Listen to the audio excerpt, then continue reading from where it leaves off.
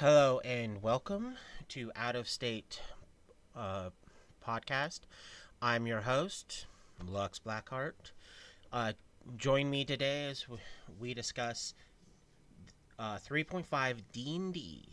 Today's episode will be centered around skills. Skills in D&D can be both extremely simple or extremely complicated. Some of the skills are, like I said, just easy to take care of.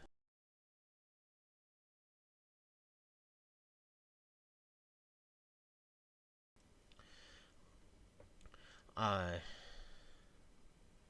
but yeah, in a summary, skills have several different facets to remember about when it comes to your skill. Firstly, what ability score goes into it? Some skills are strength, some are bluff. So that's like you can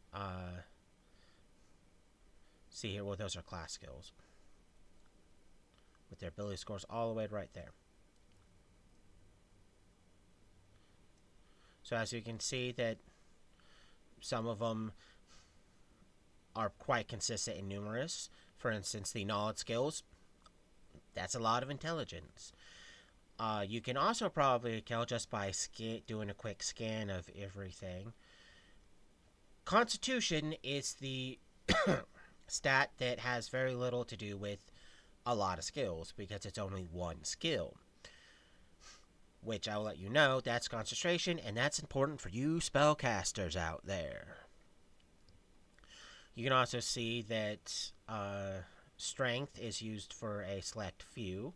Those are primarily your strength based activities, such as we go back to the top, such as climbing, jump, and swim. Sums it right up right there. Very, very limited. You can see what one's decks have, trying to be balanced. Escape artist, hide, move silently, tumble. Because those are some of those are technically physical activities, but they're not strength based. They're obviously dex based. They're more about being agile with it, keeping your balance. The probably most second used stat would be charisma, because there's a bundle of ones that just want charisma, and they're also important. Bluff, which is ability to lie. Diplomacy, which is your ability to calm people down, get out of particular things, generally change someone's attitude and stuff like that. So it gets pretty simple. That's your core. So whether you're trained in it or not, while you're have ranks in it or not, your ability modifier is your basis behind that entire thing. So the higher your stat, yay! The lower your stat, you can also see on this chart, it also tells you what are class skills for your class immediately. You probably see that Bard and Rogue have the most. Because the um, big O's are class skills, while the tiny ones are cross class. So it's obviously, if you want to be an extremely high skillful individual, bards and rogues. Wizards do have also a decent amount, so do like druids and like clerics and stuff. But the ones that have the best skill points and the most skills are bards and rogues. Another thing to note, that if you're probably thinking like, why don't I get a lot of skill points even though I'm like a wizard, which is intelligence based stat, or stat intelligence based class? That's because you don't get a lot of skills. Do you get a decent amount of skills? Yes, but the classes that get the most skill points are the classes that get the most skills. So the more abundant that there's a direct correlation. That's why some other classes, they're like, oh, that makes sense for the reason why it has next to no skill points. It gets next to no skills. Like fighters are not spiders. Um, Fighters and barbarians aren't very skill heavy on the amount of skills they get as class skills, so therefore you don't need to have it because they're not exposed to. Another thing to note is the difficult class 4 skills. Now, just like it says here, some checks are made against a difficult class, DC. It's a number set by the DM using the skill rules as a guideline to do it. That you must score a result on your skill check in order to succeed. For example, climbing the outer wall of a ruined tower may have a DC 15. For the character to climb the wall, you must have a result of 15 or better.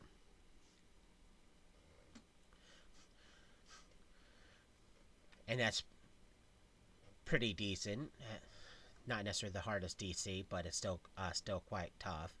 And then also as an example of what goes into it, the die roll, which is a d20, your strength modifier, and any other modifiers that apply, such as ranks or any feats or any equipment you may or may not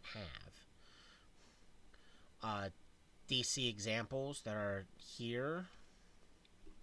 I need to adjust my microphone real quick because I have it up for voice, but I was like, I need to look at that. I can't because the microphone's in the way.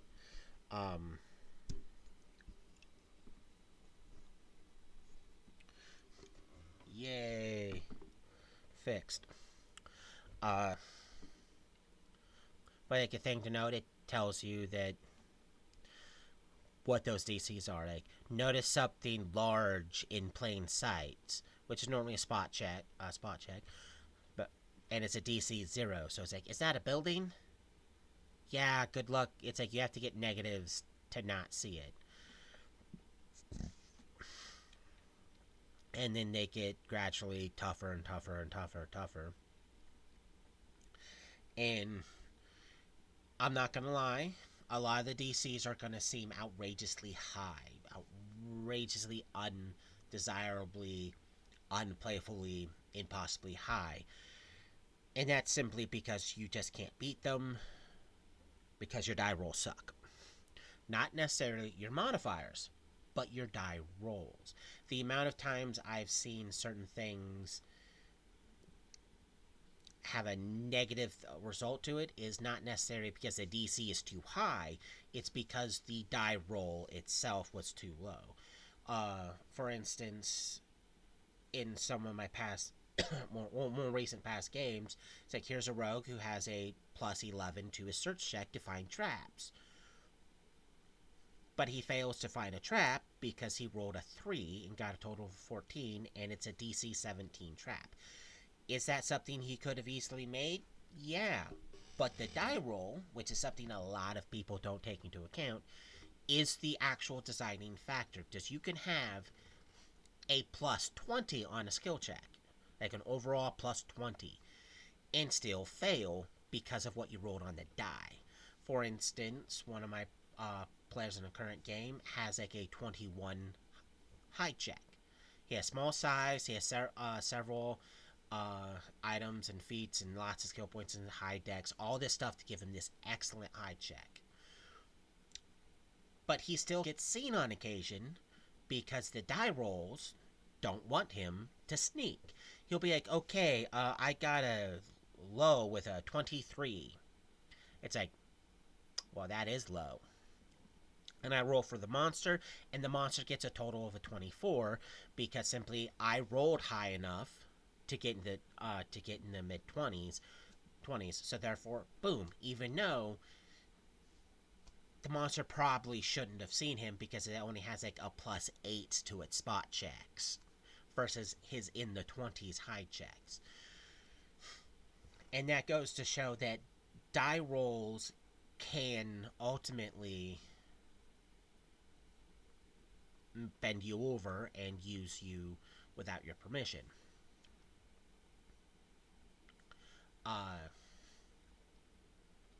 it also is the same thing that if you end up having a high modifier, like let's say the 21, and the whatever it is like, oh, this creature has a +1. Well, no matter what, a +1 can't compete with a +21. Why, you may ask? It's because skill checks don't have critical successes or critical failures. They only have what your result is. So if I roll in that 20 for my +1 and I get 21, and you roll a 1 with your +21, you get a 22 for my 21. I rolled well, you rolled poorly, but I still failed simply because I didn't have a high enough modifier. So there is a tipping point between what your modifier is and what you're competing, to the point where rolling might as well not be necessary.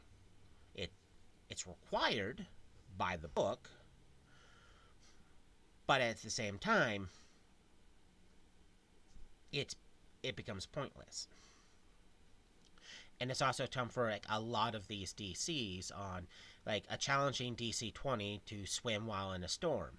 If you have a +20 or higher, I don't need you to roll. I know you're swimming because your minimum beats the DC. And like it said in this section here, you don't have to beat the DC for a set DC. You have to meet the DC. You only have to beat the DC if it's an opposed check. Why? Because whoever get better on the opposed check, and ties usually go to defenders on that case, is there.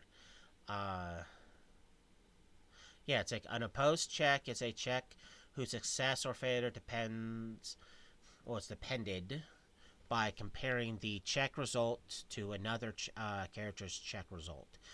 If the opposite, in an opposed check, the higher result succeeds while the lower result fails. In the case of a tie, the higher skill modifier wins. If those scores are the same, roll again to break the tie. So I normally do defender wins, but technically right there it says whoever has the better skill modifier ends up winning if it's a tie. And it gives some examples of opposed checks, such as con someone, use bluff, and it's countered by sense motive. Tie a prisoner security, your use rope versus their escape artist. Trying again, some skills you can try again. Other ones you can't. In general, you can try a skill again if you fail, and you keep trying indefinitely. Some skills, however, have consequences of failure that must be taken into account. A few skills are virtually useless once a check has failed on an attempt to accomplish a particular task. For most skills, when a character has succeeded once at giving a task, additional successes are meaningless.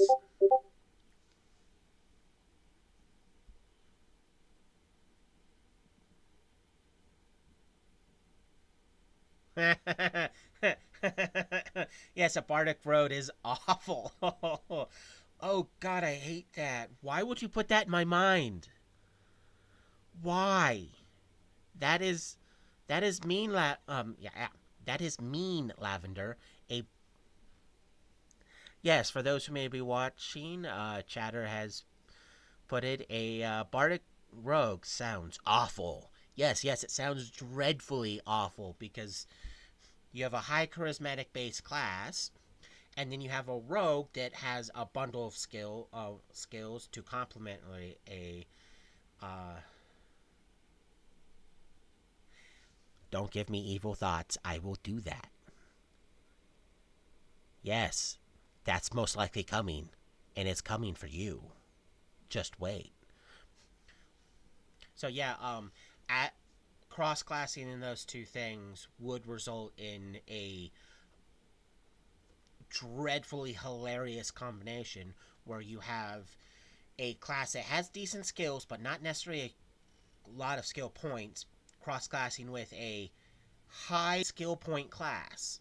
This rogues get 8 plus intelligence modifier, which means all your bardic skills, mainly like performances and stuff, will end up skyrocketing because of the rogue. So, yet, why would you do that? Why would you be, especially for skills, because some of the skills that the bard would want to focus in, you don't get that many skill points and stuff for, so you're gonna have to go, man, I hope my charisma's good because I'm gonna have to have a high intelligence queue. Then you cross class into rogue and go, nah, you don't need a high intelligence. I got you covered, broski. And then you're like, just dang it, this you can pretty much mid max any of your performance checks at any given time with one level of rogue. So that is terrible. Now I'm not going to stop thinking.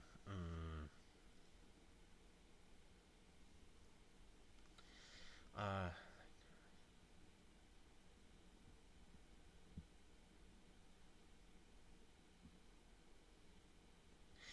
some of the people you've played with, Almighty Lavender, are not that hard to maneuver around.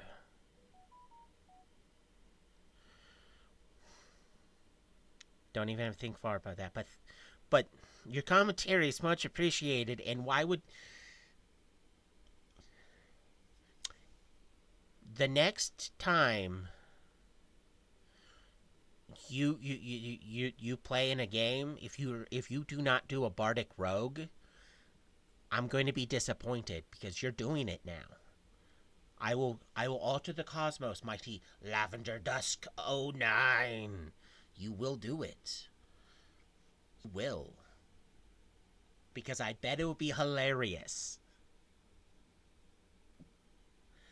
Hilarious. Because now I want to do it. Be mean. But back to talking about skills. Um, but as it states, some skills can be tried again, some can't. And it's like, for instance, crafting. When we get into the crafting Pacific, I'll explain why. But that's something you can't do again. Most interaction skills, once you mess up. Here's probably my least favorite section of the entire skill section, and this is because a lot of players have problems with this.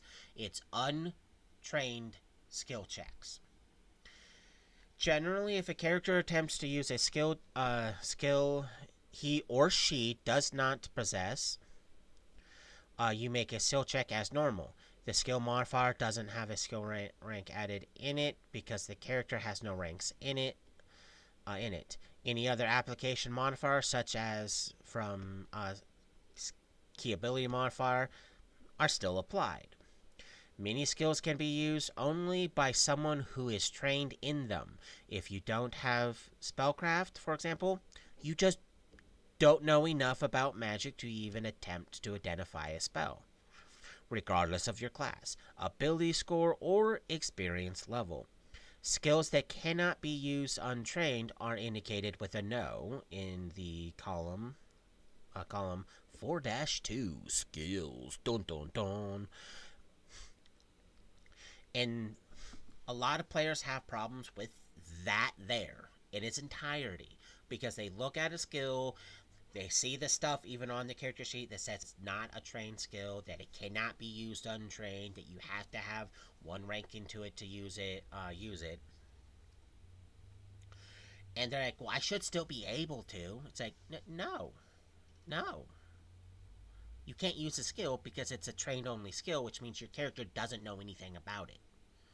It's like claiming to know about how to make a chemical cocktail to erode a wall.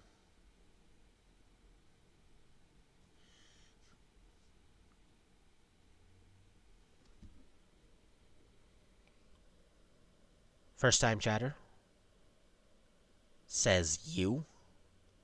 Is that really it? Senor 12's a lot. You? I stare at thee. But no, like I said, it's about like claiming to be able to have knowledge about how to make a chemical cocktail to erode something when your character doesn't. Like, you may be a chemist in real life, your character's not a chemist. Your character does not know what you know because it's not you. It is an extension of you, but it's not you. You may know how to field clean, field clean, insert anything to use as an actual example. Doesn't mean your character knows. Your character can also, technically, to a certain degree, know things you don't know. Be able to answer things that you can't answer. Why? Because your character has that information, not you. Your character knows how that thing works, not you. So you are limited not necessarily by what you know, but what the character actually knows. So if a character cannot just be justified in being able to do an activity, like it's this, for example, spellcraft, you can't spellcraft unless your character goes, "Oh, we just get by a fireball." Your guess is a big fireball erupted and caught everything on fire. That's how your character would identify a fireball. If someone's casting a fireball, you're like, okay, weird words with hand gestures. Oh, big fire explosion, fireball. Because again, your character doesn't have that information. And it also clearly states, despite experience level. So so it does not matter if you've managed to survive to level 20 with a fire hungry pyromaniac who's constantly fireballing everything. You may know he's casting fireball because he said, "I'm casting fireball," or because he just fireballed you for the 1 millionth time. You cannot identify it as he's casting it, nor can you roll spellcraft on a active spell in a zone. It's one of those, you just can't because you don't have the knowledge. You need at least one rank in it to make that check. There is favorable and unfavorable conditions, and it gives multiple examples. Like +2 circumstance bonus, uh, bonus to represent conditions that improve performance, such as having the perfect tool for the right job. Okay, well,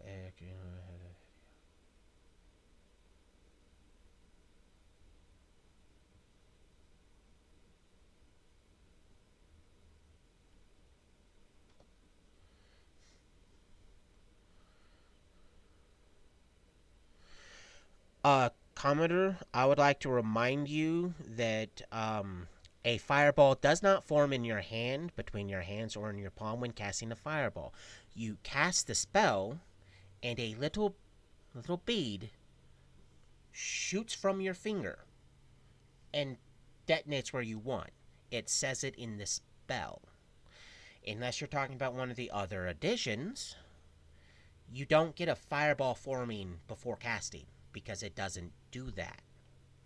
Not to mention the fact that the counter argument to, "Oh, that's forming," is there is multiple spells that clarify, "Oh, when you're doing this, there's a fireball," which means a druid and or a ranger casting produce flame will make everyone think they're casting fireball based on that comment, because they literally ball of fire.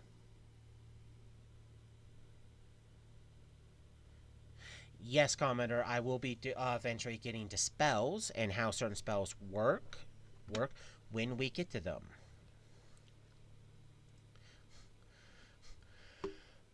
But to unrail myself to unrail myself from disrailing, circumstance modifiers. Like I said, having the right tools for that job will give you a +2 on the check. Uh,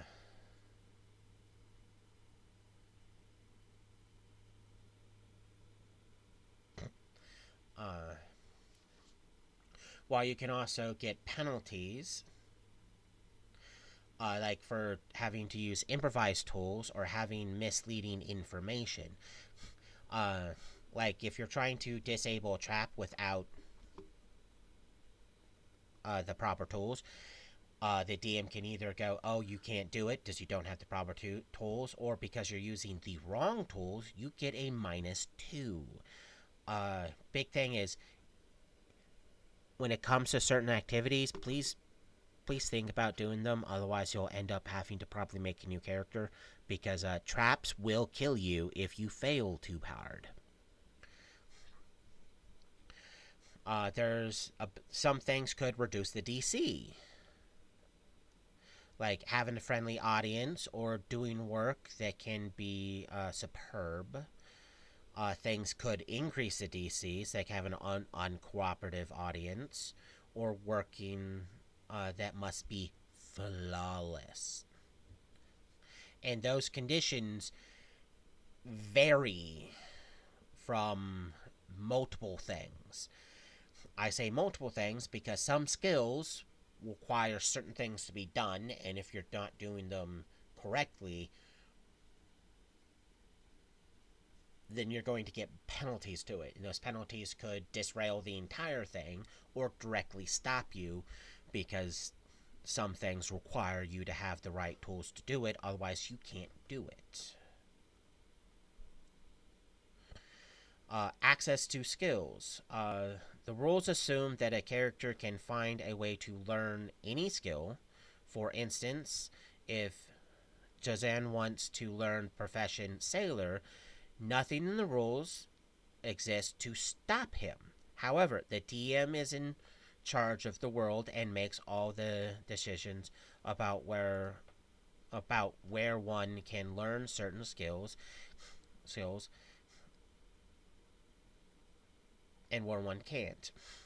If you're living in a desert, for example, the captain can decide that there's no way of learning how to be a sailor, which makes perfect sense because here's a desert, no water in sight because it's a desert. Or if the water's there, it's like you don't use a boat for it because there's no point in using a boat, so there's no boats. So no sailors because there's no boats.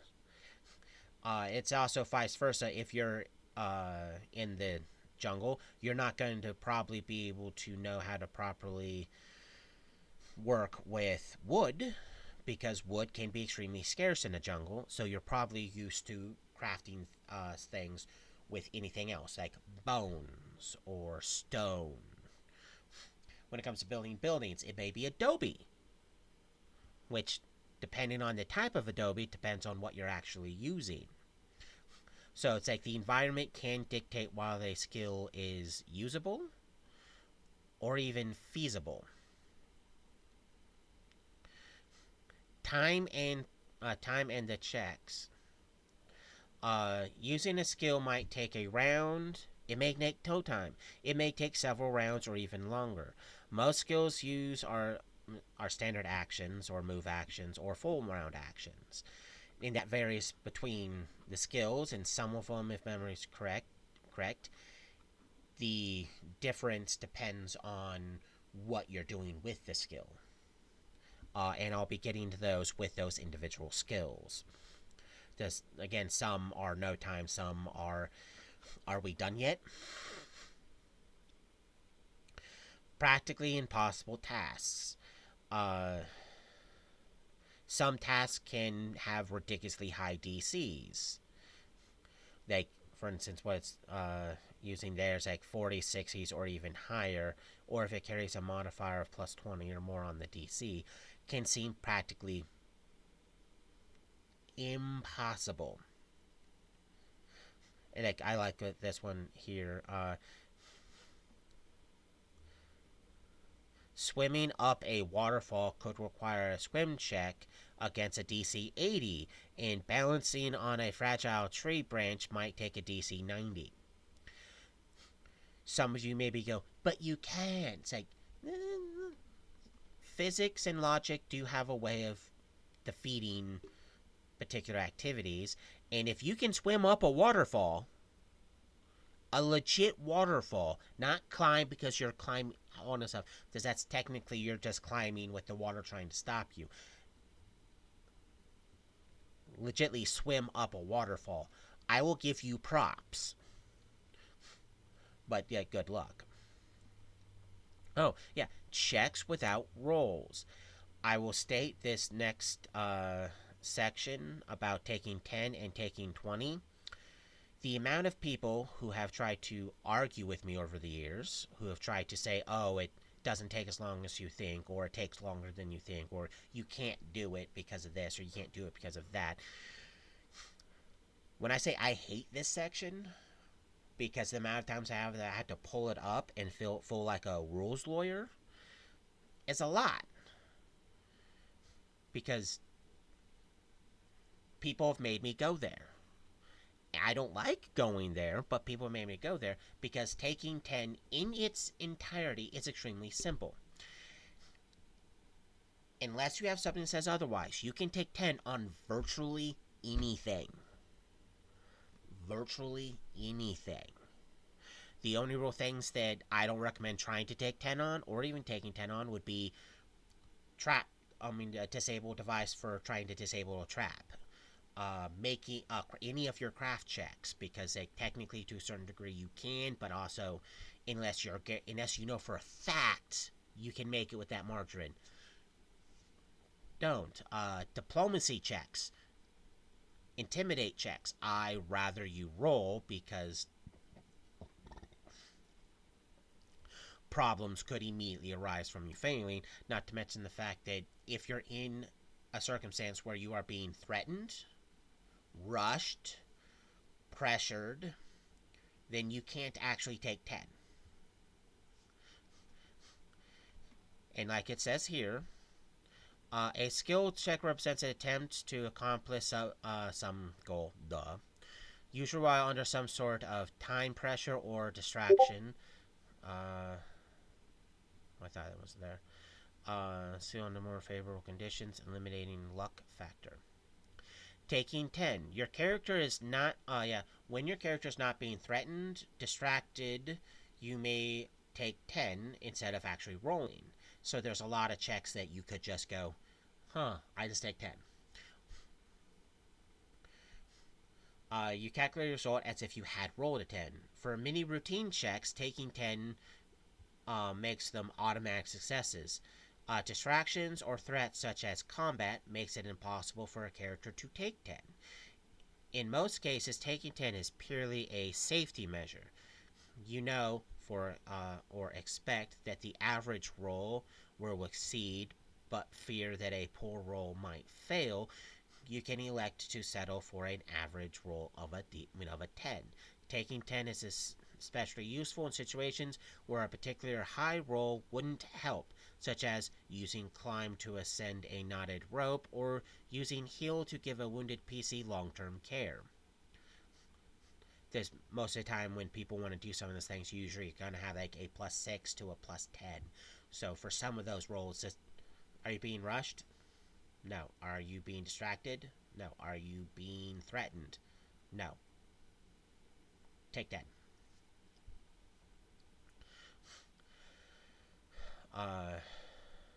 So like a lot of it is pretty just simple. But then other things like it's like to make a climb check to get up get up to the goblins, and his time he can't simply just take 10. If the player rolls a 4 or higher on a d20, he succeeds. Yeah, so it's some of the things are just boom. Does you also have to remember that if a DC is low enough to where it doesn't matter if you take 10 or a roll, if you're high enough, some of the DCs are just automatically beaten. Because again, if you have a +11 or higher, making that DC 10 check there in the sample is a no-brainer. But if you have a +6, then you need a 4 or higher. So you don't want to roll too low, but at the same time, you don't need to roll high. And it also works for the fact that some DCs don't that don't breach 20. You could end up having like, oh, I have a plus 15 and this climb check's a DC 15. I'm just gonna take 10. I'm not being rushed or threatened or distracted, so I'm just gonna climb up there. While other things are like, oh, this is a DC 30, taking 10 on it will not help you because you need to get into a 30. So unless you have over a plus 20, don't take that. It's one of those, like I said, if you're not being threatened, not being distracted, and you're pretty sure you're going to succeed, just take 10. It's simple. Taking 20 is this is the one that primarily gets people arguing because it's like they've never read this section of the book. Taking 20 requires 2 minutes of time. And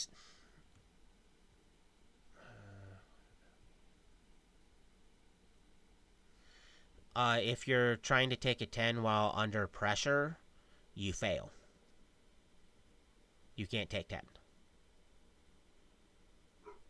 This being anything that rushes you, distracts you, threatens you, or otherwise can be labeled as, like I said, any of those things, stop you from taking a 10. So if you're being pressured under pressure, you also then have to further define under pressure. Like under pressure from a teammate staring at you saying, hurry up and unlock the door. That could count as a distraction, not necessarily like under actual pressure. Just like he's pressuring you to get done faster, so it's gonna get in. But it could be a distraction. But if you're under pressure to get it done because like, oh hey, the ceiling's coming down on us, and if I don't deactivate this thing now, we're all gonna die.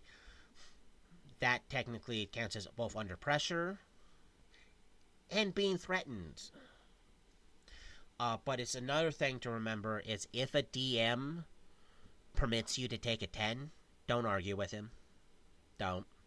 If a DM goes, you can take 10 on that, it's like, oh really? That's awesome. Just take the 10.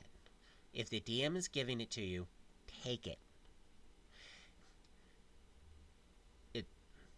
Especially if it's something that's like, oh, this is not worth even attempting to roll. It's not even worth attempting to do. Just take 10, you're done.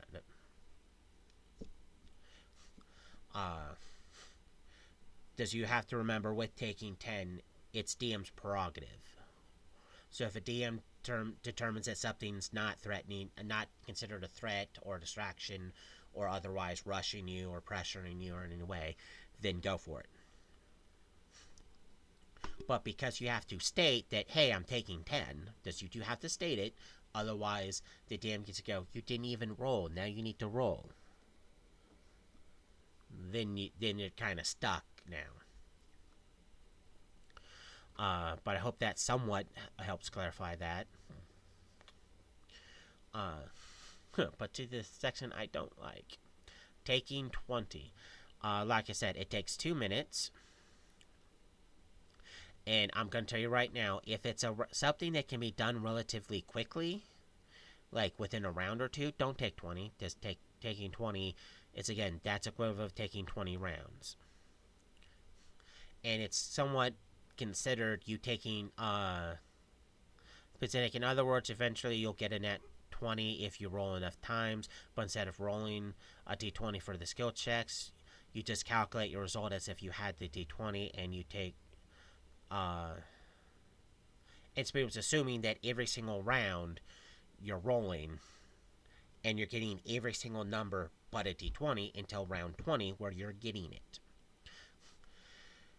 Now, things to note for taking 20, because it takes 2 minutes, there's some things that it just doesn't work on solely because it takes longer than 2 minutes. That's craft skills mainly. There is also the fact that there's some skills that if you take 20 on, because it's assuming that you're rolling all these different numbers between round 1 and round 20, there are certain things that if you fail at, you're done. And there are also the same skills where you fail by a certain degree, you make things worse. Diplomacy is one of them. Diplomacy normally can take a minute because you're conversing with a person, but it's also one of those things that if you're like, I take 20, you're boning them, because if you fail to adjust the attitude of the creature, you could turn a indifferent creature that you want to make friendly into an hostile creature. So therefore, by getting too low, you're now in combat. So you can't take 20 because the result has the option of turning that encounter hostile. It's the same reason why you can't do any crafts, because one crafts can take at minimum days. But if you fail by 5 or more, you automatically waste material and have to rebuy material and start all the way from the beginning. So there's some of the skills that you just can't do it with, on top of the fact that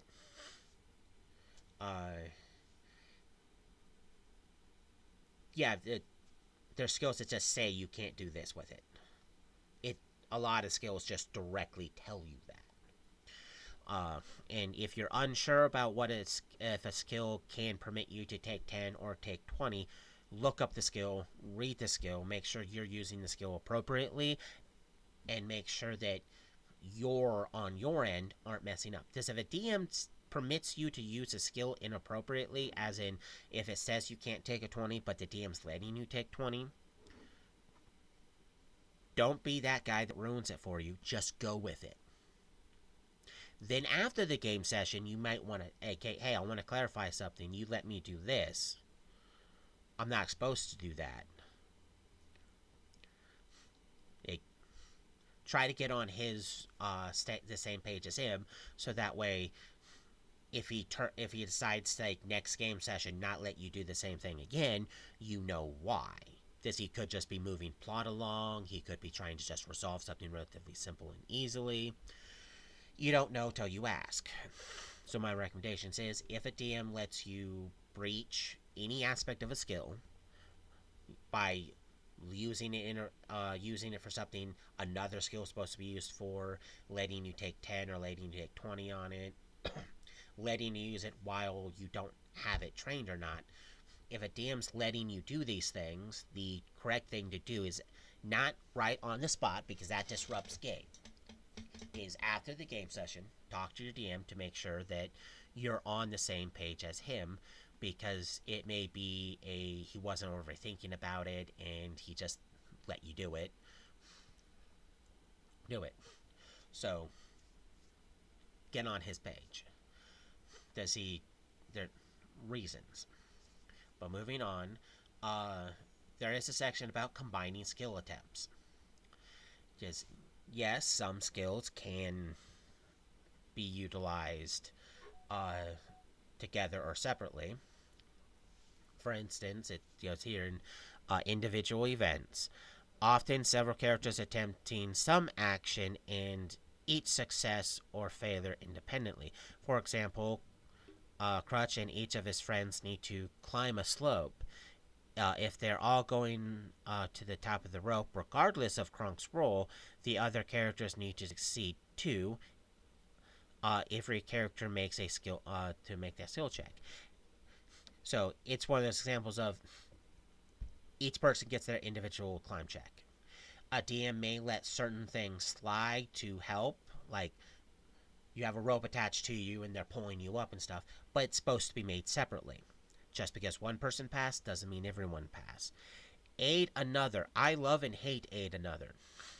You can help another character achieve success on his or her skill check by making some kind of skill check in a cooperative effect. If you roll a 10 or higher on the check, you are helping. You get a +2. And it's It's pretty much per the rule for favorable condition. In many cases, a character's help won't be beneficial, or only a limited number of characters can help at once. The DM limits cooperation as he or she as he or she seems fit for the given conditions. Uh, Another thing to note is not all skills are created equal. Some skills that you can't technically help with because helping can hinder them, while the other skills, in order for the benefit to happen, you technically need to get higher than that 10. 10. If a DM is not being super strict and he's like, oh, it says DC 10, so I'm just capping at a DC 10. No other conditions are going to stop that DC from being a 10. So if you beat a 10, guess what? Ah. Um, a lot of DMs in my experience have gone, if you can't beat the bare minimum DC for the skill itself, you cannot aid them. Like, heal check is normally a DC 15. If you can't beat that, then you're not. If you can't succeed normally, then you're not helping. Skill synergy. I love skill synergy. The amount of people that either ignore skill synergy or don't know how it works and or will simply assume that it works in certain ways is a lot. There's really no gray area. It's, you know how it works and you're using it properly. You ignore it for some weird reason, or you somehow find a way to use it incorrectly. Because a lot of people assume that just because you have 5 or more ranks in a specific skill, that it helps all skills related to that skill, when it's not actually the case. And yes, you need at least 5 ranks at minimum to have synergy work. Synergy provides a +2 with the skills it has synergy with. Like, for instance, such as someone with both jump and tumble would get a +2 on their checks with each one because they synergize with each other's. Some of the examples it does have listed here, like what skills help other skills. Like Knowledge Arcana, if you have 5 ranks into it, you get a +2 to spellcraft checks. Bluff, believe it or not, helps a lot of skills. It can help with diplomacy checks, decide checks to act in character, intimidating, or even sleight of hand. Use rope helps with climbing while involving ropes, or escape artist when involving ropes. I will state that right here now, and this is not a reason why some people misuse this or add the bonuses when they shouldn't. Is because it specifically says certain things. Like if it says involving climbing ropes, or escape artist checks that involve ropes, that's it. If you're in manacles and you do an escape artist check, it doesn't matter how good your use ropes is. You're not getting the +2 modifier. It's the same thing if you're climbing a cliff. Are you using a rope to climb the cliff? If no, no bonus. If yes, then the bonus. That's another thing that a lot of people assume, that just because they have 5 ranks in a knowledge check, they suddenly get +2 in a lot of other random things. And it's like, no. It's like knowledge, architectural, and engineering. You get a synergy bonus involving search checks to search for secret doors and similar compartments. The amount of people that will use it for search check in general is a lot. They'll go, oh, I get +2 on search checks, so they'll just put a miscellaneous +2. When it's like, no, it's circumstantial to secret doors and similar compartments, which is secret compartments, not search in general. And when it comes to skill synergies, I will be going over, when I start to go over the individual skills, Okay, well, Onyx does my DM is using.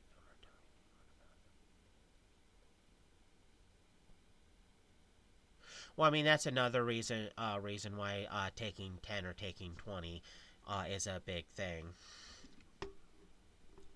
Because not all DMs will talk about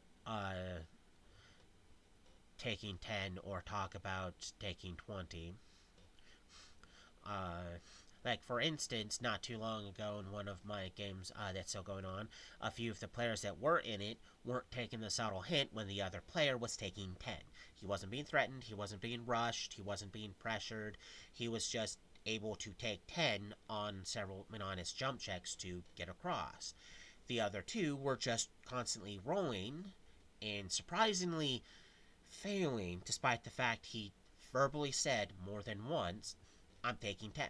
I'm just going to take 10. I'm taking 10. Can I still take 10? They could have taken 10 and been done what they done. Just one was using a rope to climb across, and the other one was using a rope ladder to, not a rope ladder, but a rope bridge to walk across, while he was just taking 10. Uh, but yeah, it's a simple fact of if you know about it and you go, hey, can I? Well, if the DM says no, he either A, doesn't want you to, B, you're not in a position to, or C, he has somewhere to other stick up his keister for it.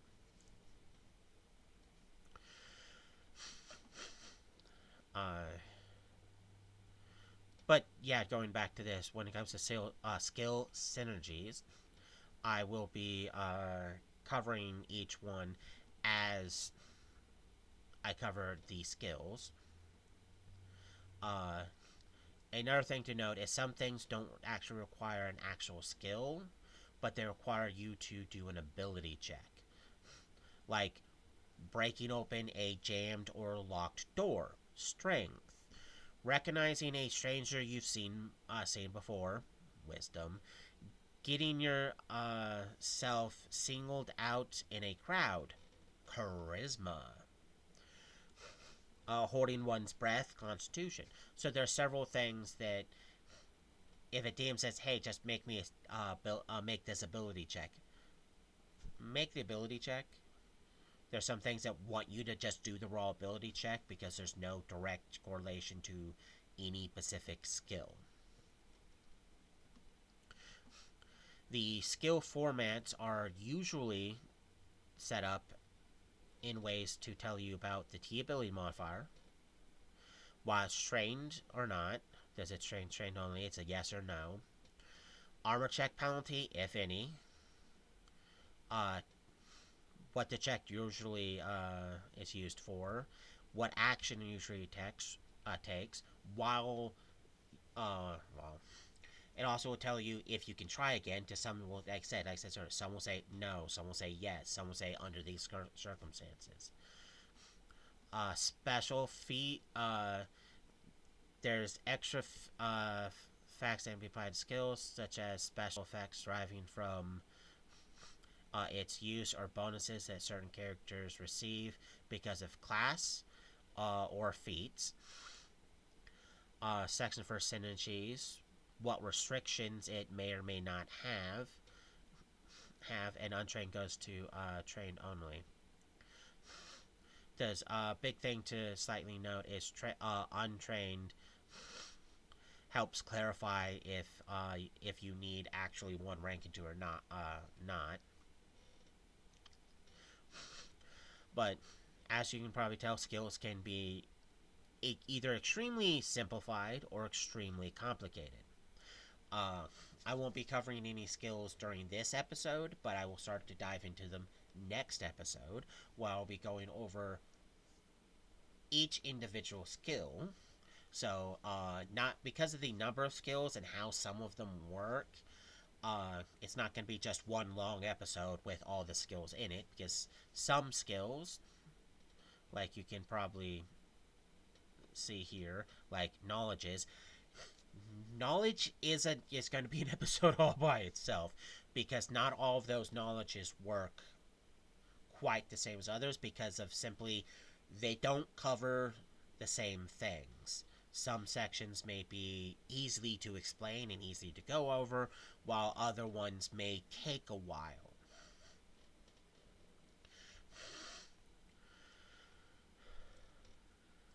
But I would like to thank you all for joining me. I hope you enjoyed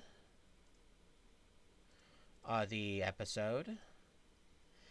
Thank you for watching. Remember to like and subscribe.